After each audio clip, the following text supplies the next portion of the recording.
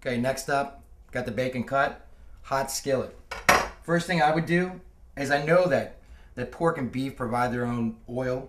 Just go ahead and take a little bit of this olive oil and just stick it in there just to get it started up so that bacon won't stick on the bottom. What you want to do is make sure it's hot, like I said. Stick your bacon in there. What you want to do is you want to render it. Render it. It's basically going to look like bacon bits or something when you're done. You know, that's the closest thing that I can tell you what it's going to look like. It's going to stick a little bit on the bottom, but that olive oil is going to help out. Basically, you want to make sure that you're sealing in like all that flavor. It's going to be stuck on the bottom of that pan. It's going to be great. And just go ahead and scrape it up. I mean, if you got a Teflon pan, you know, and you got like a metal spoon, don't do it. Go ahead and let that cook up for a minute. It's going to give you so much flavor when it comes to that mussel.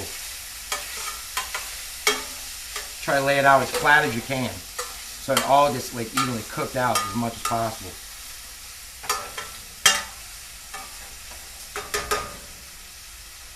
Let it set for like a second or two. It's not going to take long. Keep stirring it. Make sure it comes off the bottom. Because all that flavor is coming off the bottom of that skillet.